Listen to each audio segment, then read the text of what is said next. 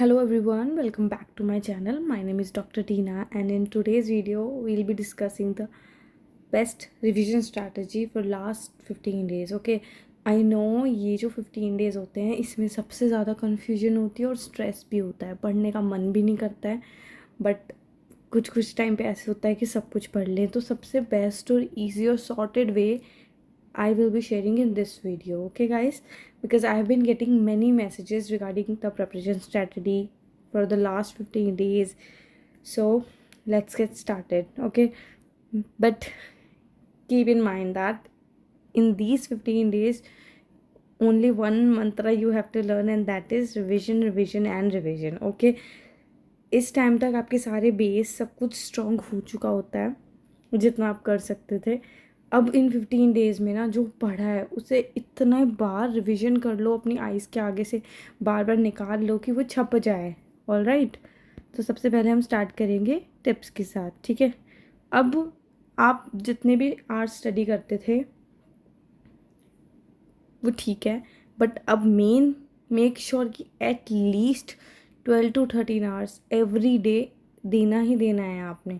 ठीक है, ये अगर 12 to 13 आवर्स आप डेली पढ़ ली इन लास्ट 15 डेज़ में ना, उसके बाद फिर खुश और फ्री ही रहोगे आप. ठीक है, लास्ट 15 डेज़ है अब ये मेहनत वाले. फिर इस टाइम पे इतने वीडियोस आएंगे, इतने लोगों का नया नया कंटेंट आपको मिलेगा कुछ कुछ, तो उसमें कंफ्यूज नहीं होना है. जो आपके अपने नोट्स हैं, फॉलो योर नोट्स ओनली. ठीक है, किसी की भी चीज़ में फंस के कंफ्यूज मत होना, खुद को बर्डन मत करना कि ये भी पढ़ना है वो भी पढ़ना है.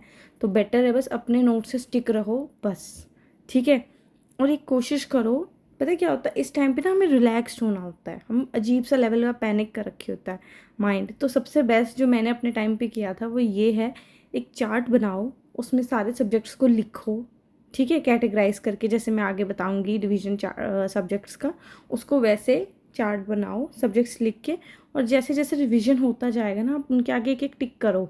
ठीक है, उससे क्या होगा, जब आप अपने रिवीजन के 5वें दिन पे होंगे, 8वें दिन पे होंगे, तो आप जब उन्हें देखोगे ना कि इतना इतना रिवीजन हो गया, तो एक बूस्ट मिलता है कि ठीक है ये सब्जेक्ट हो गया आगे, ये सब्जेक्ट हो गया आगे.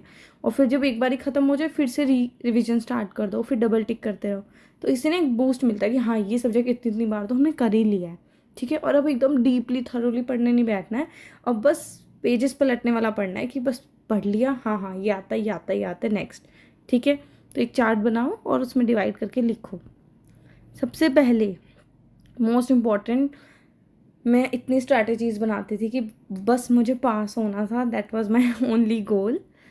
ठीक है, but luckily I score 209 in my first attempt. So same strategy I am sharing with you guys. सबसे पहले क्या होता है, रट्टा subject. I call all the subjects रट्टा सब्जेक्ट. ठीक है, और मेरा स्ट्रैटेजी और प्लानिंग में भी ये इस तरह से ही था कि ये 4 सब्जेक्ट रट्टा वाले हैं. आप एक बार ही पढ़ लेते हो, आप समझ लेते हो, गुड.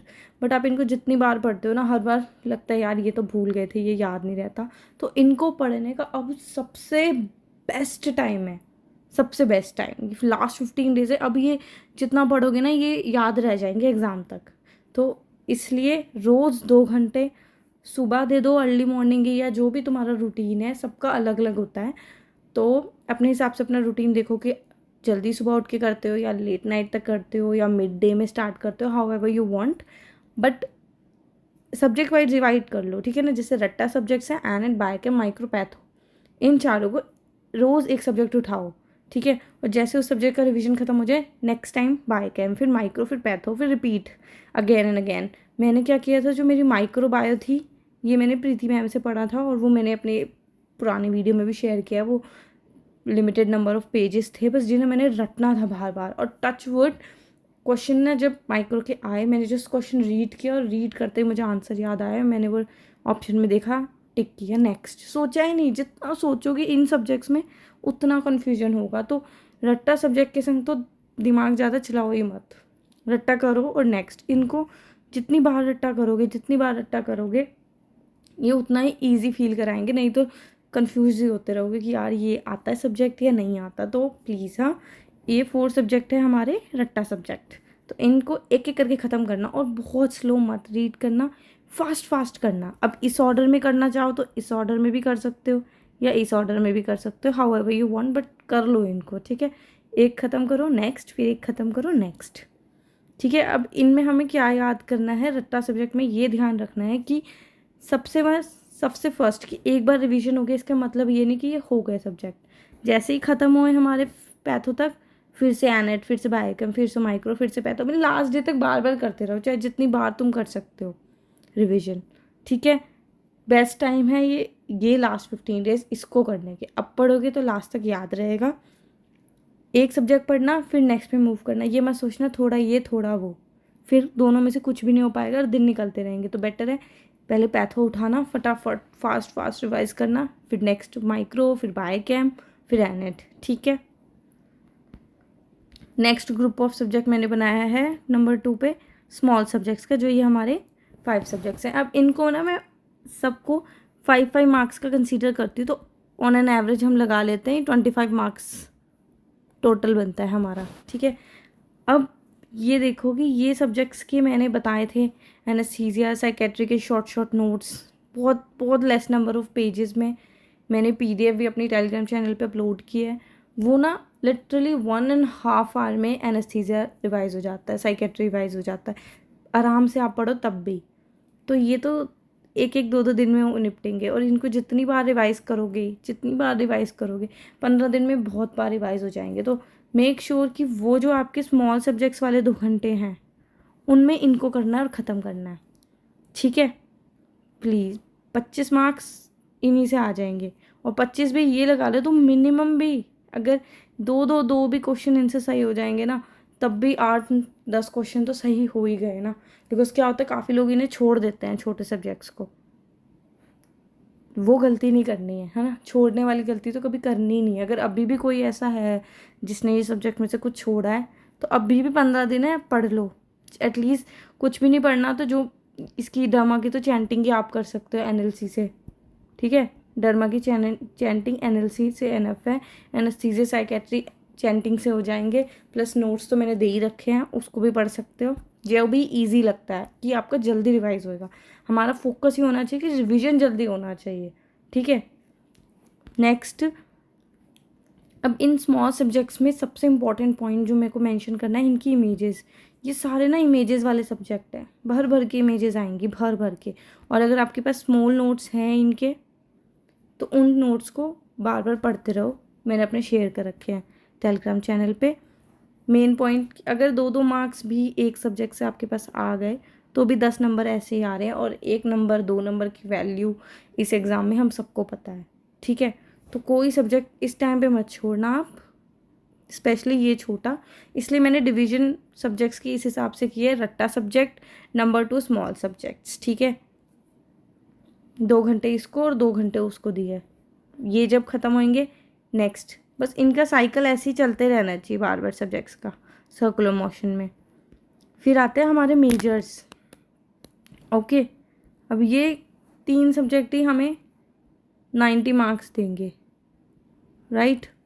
तो मेक श्योर कि इसको डेली 3 आवर्स दो, बिकॉज इस टाइम तक आप सबने सारी मेडिसिन पढ़ ली होगी जितनी आप पढ़ सकते हो, जो डिसीजेज हैं उनका पूरा प्रोसेसेस। सर्जरी हम सब ने पढ़ ली होती है, गायनी हमने पढ़ ली होती है, ऑप्शन गायनी। तो बेस्ट है कि इसको रोज़ 3 घंटे दो, ठीक है। और 3 घंटे में पहले गायनी, जब गायनी का रिवीजन ख़त्म हो जाए फिर सर्जरी, फिर सर्जरी का ख़त्म हो जाए फिर मेडिसिन। साथ साथ में मत चलाना, लंबा खिंच जाएगा revision. Fast revision, short revision करना है, ठीक है। अब इसमें सबसे इम्पॉर्टेंट क्या याद रखना है हमें, मेन देखो, मेडिसिन और सर्जरी में जो टॉपिक्स आएंगे ना, वो हमारे रिपीट होंगे, पैथो में भी, मेडिसिन में भी, सर्जरी में भी। तो वो कुछ टॉपिक्स ऐसे हैं जो बार बार रिवाइज होके ना सेम है सब में थोड़ा थोड़ा, तो वो आपका थोड़ा फास्ट रिवीजन होना चाहिए कि पेज पलटे जाने चाहिए कि हाँ हाँ ये पता है। उसके अलावा कुछ इंपॉर्टेंट टॉपिक्स है सर्जरी के, जो जिनके उन टॉपिक्स का एग्ज़ाम में आने की गारंटी ना 80 से 95% है ही। और वो वीडियो मैंने अपलोड कर दी है सर्जरी की भी, इम्पॉर्टेंट टॉपिक्स की। मतलब सब पढ़ो, बट एक बार उस लिस्ट को भी देख लेना जो मैंने वीडियो अपलोड की है, कि वो वाले टॉपिक्स तो आपने पढ़ लिए ना। मैं किसी को बर्डन नहीं करना चाहती एक्स्ट्रा स्टफ के साथ, बिकॉज इस टाइम पे आई नो कितना परेशान होते हैं हम जब कुछ नया पता चलता है। सो जस्ट मेक श्योर कि वो चीज़ आपने टॉपिक पढ़ ली है ना, that's it, okay. Next, make sure कि वो इम्पोर्टेंट टॉपिक्स तो आप पढ़ ही लो, ठीक है। और PYQs गाइस, PYQs नहीं छोड़ने। जब आप वो इम्पोर्टेंट टॉपिक्स पढ़ लोगे, अपना रिवीजन कर लोगे, तो उन सब्जेक्ट्स की PYQ तो बाय हार्ट रट जाने चाहिए इस टाइम तक, ठीक है। नहीं हुए तब भी 15 दिन है, मोर देन इनफ है। बार बार पढ़ोगे ना तो भी ऐसे ही टिप्स पे याद हो जाएंगे, ठीक है। PYQ और इमेजेस, ठीक है। इमेजेस की NLC की PDF है, मैंने अपने चैनल में शेयर भी कर दी थी, तो आप उसी से पढ़ लो, उन इमेजेस को बाय हार्ट याद कर लो, सॉर्ट हो जाएगा सब कुछ, ठीक है। एंड इम्पॉर्टेंट टॉपिक्स की लिस्ट मैंने अपलोड कर दी अपने यूट्यूब चैनल पे, आप देख लो अगर कोई कन्फ्यूजन है तब भी, ठीक है। वही बात है अगेन कि जैसे चाहो वैसे रिवाइज करो, बट जो इम्पोर्टेंट टॉपिक्स हैं उनको मत छोड़ना, बिकॉज बहुत सब है रिविजन करने में। आई नो टाइम लगता है, बट एटलीस्ट जो मैंने इंपॉर्टेंस बोले हैं उन टॉपिक्स को मत छोड़ना। मेरा इतना कोई पर्सनल रीज़न नहीं है कि मैं ऐसे इंपॉर्टेंट लिस्ट दूँ या ये, बट मैं उस हिसाब से बोल सकती हूँ, बिकॉज जब मैं अपना प्रिपरेशन करती थी मेरा बहुत प्रॉब्लम होता था कि मेरे को एकदम एक्यूरेट पता होना चाहिए, एक्यूरेट ये टॉपिक मिस नहीं होना चाहिए, वो टॉपिक मिस नहीं होना चाहिए, मुझे सब कुछ पढ़ने का होने लग जाता था। तब मैंने मेरी रिसर्च जितनी करी उस हिसाब से जो जो मुझे इम्पोर्टेंट लगता था मैंने हर एक चीज़ को मार्क किया, तो वो चीज़ मैं सोचती हूँ कि वो वेस्ट ना जाए, किसी और के काम आ जाए, तो इसलिए मैंने वो अपलोड किए हैं, तो आप लोग चेक कर सकते हो इफ़ यू वांट, ठीक है। नेक्स्ट, अब बचे हमारे ये 4 सब्जेक्ट, ठीक है। ये इम्पॉर्टेंट सब्जेक्ट, इसकी हेडिंग मैंने इसलिए दी है। सबसे पहला था हमारा रट्टा सब्जेक्ट, फिर हमारा था स्मॉल सब्जेक्ट, फिर हमारा है मेजर सब्जेक्ट्स, एंड लास्ट में हमारा important subject. Why I call them important subject, because ये ऑलमोस्ट एक सब्जेक्ट 15 मार्क्स का है, ठीक है। ये आई गेस 10 कुछ का होता है, and this is also for 15 marks. अब आप देख लो, सिर्फ एक ENT से 15 मार्क्स, ऑप्था से 15 मार्क्स और पीडिया से 15 मार्क्स आने हैं। और ट्रस्ट मी, इनके क्वेश्चन ना डायरेक्ट आते हैं, मतलब क्वेश्चन पढ़ा एंड आंसर, क्वेश्चन पढ़ा एंड आंसर, ज़्यादा कॉम्प्लिकेटेड नहीं होते। ऑप्था आई कैन से कि थोड़े कन्फ्यूजन होती है, बट स्टिल 15 में से भी हाफ मार्क्स भी अगर आप एक्सपेक्ट कर रहे हो ना, तब भी अपना काम हो जाएगा। लीस्ट लेके चलती हूँ मैं हमेशा, ठीक है। टच वुड बेस्ट आए, 15 में से 15 आए, बट वर्स्ट लेके चले अगर हम, तब भी हाफ मार्क्स भी आएंगे, तो ये मार्क्स अच्छा खासा स्कोर दे देंगे हमें यही सब्जेक्ट, ठीक है। ENT की मैंने इंपॉर्टेंट टॉपिक की लिस्ट शेयर की है गाइज। मैं फिर बोलना चाहूँगी, वो वीडियो मैंने बहुत डेडिकेशन से बनाई है, सिर्फ इसलिए बिकॉज मेरे रिवीजन के टाइम में मैंने इतनी बार ENT पढ़ी है, मैं बता भी नहीं सकती हूँ। और ENT पढ़ते टाइम मैंने इतना समझा है ना, ENT को आगे ईयर वाले पोर्शन से नहीं, पीछे से पढ़ना है, बैक साइड से स्टार्ट करना है, उसको उल्टा आना है हमने, ठीक है। कि लैरिंग्स आना है, फिर नेजोफेरिंग्स आना है, बाद में हमने ईयर पे जाना है। और उसमें मैंने पूरा एक्सप्लेन किया है कि आपने स्टार्ट कैसे करना है और कौन से टॉपिक्स पे बहुत ध्यान देना है, और स्कोरिंग टॉपिक्स हैं वो गाइस। सो पूरा मैं वीडियो ज़्यादा स्ट्रेच नहीं करना चाहती ये वाला भी, बट ENT अगर आप जेन्युइनली चाहते हैं ये 15 मार्क्स अपने उसमें करना कंट्रोल में, तो प्लीज़ वो वीडियो देख लो और उसके टॉपिक्स को तो पक्का पढ़ लेना प्लीज़, ओके। ऑफ्था की भी मैंने इंपॉर्टेंट टॉपिक्स बताए, because ophtha is very confusing for me, और मैंने मोस्ट ऑफ द लोगों से यही सुना है कि ऑफ्था अच्छी नहीं लगती और ना ऑफ्था के क्वेश्चन इतने अच्छे आते हैं। तो मैंने मेरे पर्सपेक्टिव के हिसाब से जो इंपॉर्टेंट टॉपिक्स थे, कि ऑफ्था रिवीजन करने भी इतनी बेकार लगती थी क्या, I can not tell you, तो उस हिसाब से जो बेस्ट टॉपिक्स थे कि कुछ भी नहीं तो ये तो पता ही होने चाहिए, उसकी लिस्ट भी मैंने अपलोड कर दिया है, आप चेक कर सकते हो। फोरेंसिक मेडिसिन, पीडिया, इनके लिए भी बेस्ट यही है कि आप इनको जितना रिवाइज करो उतना अच्छा है। इंपॉर्टेंट टॉपिक्स की लिस्ट अपलोड कर दी है गाइस, ओके। अगेन 15 मार्क्स का ईच सब्जेक्ट है, बहुत स्कोरिंग सब्जेक्ट है, डायरेक्ट आएगा, इनको भी रिवाइज करो रोज़ रोज़ रोज़, एक एक करके करना, बट एक सीक्वेंस में, ठीक है। डायरेक्ट क्वेश्चन पूछे जाते हैं, और इन सब्जेक्ट्स की जितने इंपॉर्टेंट है ना टॉपिक्स, इमेजेस और PYQs, मतलब I have no words. ENT की इमेजेस, ऑफ्था की इमेजेस, फोरेंसिक की भी एंड पीडिया की, इनकी इमेजेस बहुत आएंगी गाइस डायरेक्ट, तो डोंट मिस ये छोटू सब्जेक्ट्स, ठीक है। लास्ट में जब आप डेली 2 आवर्स स्मॉल सब्जेक्ट्स को, 2 आवर्स रट्टा सब्जेक्ट को, 2 आवर्स इसको, तो आपके 6 आवर्स हो जाएंगे, एंड 3 आवर्स मेजर को, आपके 9 आवर्स के बाद जो बचेगा last 3 hours of the day, उसमें आपने PYQs प्रैक्टिस करने हैं या PYQs रटना है या जस्ट PYQs का PDF चलाना है, बस आँखों से निकालना है बार बार कि आपको एक भी क्वेश्चन मिस नहीं होना चाहिए। स्पेशली PYQ में जो रेडियोलॉजिकल इमेजेस है ना, वो मिस नहीं करनी है, ठीक है। वो रिपीट होती हैं एग्ज़ाम में एज इट इज़, 100% गारंटी होती है कि रेडियोलॉजिकल इमेजेस रिपीट होंगी कि ये कौन सा प्रोसीजर हो रहा है, ये क्या है। 100,000% मैं बोल सकती हूँ, ठीक है। मैंने अपने एग्ज़ाम में भी नोटिस किया था, एग्जैक्टली सेम इमेजेस पूछी हुई थी जो मैंने एक्सपेक्ट नहीं किया था कि इतना सेम आएगा। उसके आगे पीछे मैंने एक्सपेक्ट किया था कि अगर ये पूछा है तो मे बी नेक्स्ट टाइम ये पूछ लेंगे या वो पूछ लेंगे, बट एग्जैक्ट सेम आया था। तो इसलिए I am pointing out this thing. Radiological images कोई मिस नहीं करनी है PYQ से स्पेशली। और इमेज PDF से आंसर सेलेक्ट करना इतना ईजी हो जाएगा कि बस पूछो मत। तो मेक श्योर ये 2 चीज़ 3 घंटे में इसलिए दे रही हूँ इनको कि स्पेशल, और इमेजेस से ना आपका रिवीजन हो जाएगा सब्जेक्ट का, फास्ट रिवीजन, ठीक है। इमेज देखते देखते आपको थ्योरी अपने आप कुछ पॉइंट याद आएंगे। तो 3 घंटे एटलीस्ट इसको दो, PYQ और इमेजेस। बस इस टाइम पे एक भी PYQ रॉन्ग नहीं होना चाहिए, एक भी PYQ में कन्फ्यूजन नहीं होना चाहिए, ठीक है। Last 3 hours of the day. Now again marks wise importance देनी है सब्जेक्ट को, स्मॉल, रट्टा, major and this important subject, ठीक है। चैंटिंग, ये सबसे ज़्यादा हेल्पफुल है। चैंटिंग में हर बार अपने वीडियो में बोलती हूँ कि डू चैंटिंग। चैंटिंग से क्या होगा, आप अगर किसी को नहीं पता अभी भी कि चैंटिंग क्या है, तो NLC जो हमारा डॉक्टर आशीष का वीडियो यूट्यूब चैनल है उनका, उस पर वीडियोज़ हैं चैंटिंग सेशंस सारे सब्जेक्ट्स के रिवीजन के, ठीक है। और वो इतना फास्ट और इतना फ़नी वे में आपको याद कराएंगे कि आपका रिवीजन इजी हो जाएगा। ऑल्दो आपको वो सब आता भी है तो जस्ट जैसे सर्जरी है, मैंने स्पेशली सर्जरी मेंशन किया है बिकॉज सर्जरी इतना वास्ट था और मुझे फास्ट रिवीजन जब करना होता था तो मैं सर्जरी की वीडियो प्ले करती थी और थोड़ा उसकी स्पीड बढ़ा लेती थी कि अगर थोड़ा स्लो लग रहा है।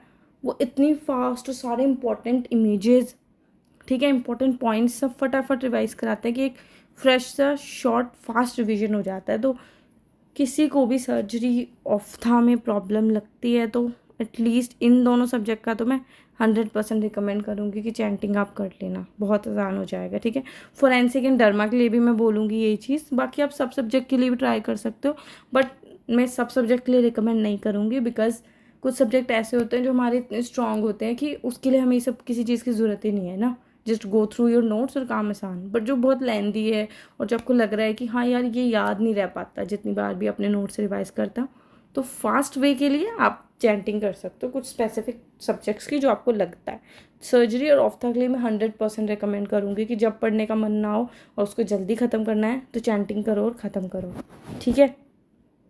Again make a chart, mark on it, ठीक है, जितना रिविजन होता रहेगा बिकॉज अब जब बैठोगे ना पढ़ते पढ़ते एकदम सोच में जाओगे कि यार सब्जेक्ट हुआ नहीं हुआ, क्या होगा पेपर का। इन चीज़ों से बचना है बस इन 15 डेज़ में, ठीक है। ये सब बाद में सोचेंगे एग्ज़ाम के बाद, बस अभी क्या करना है, पढ़ना है। और जो पढ़ लिया मार्क, उससे क्या होगा जब अपनी ग्रोथ देखोगे ना कि इतना पढ़ लिया इतना नहीं, बहुत रिलैक्स फील होता है कि आप कहाँ पहुँचे हो। तो इसको ज़रूर करना, ठीक है। और जितनी बार रिवीजन कर सकते हो उतनी बार करो। इस समय सिर्फ एक ही चीज़ वर्क करेगी and that is revision, revision and revision. बस कुछ नया नहीं पढ़ना ज़्यादा, जो है जितना है उसे बार बार PYQs, इमेजेस और अपने नोट्स, दैट्स इट, ठीक है guys. Hope you find this video helpful, and if you have any query, any question, just comment down below and I'll be happy to answer. And if you feel, do share it with your friends who need this video, and do like, comment and share and subscribe to my channel. Thank you very much. All the best to everyone.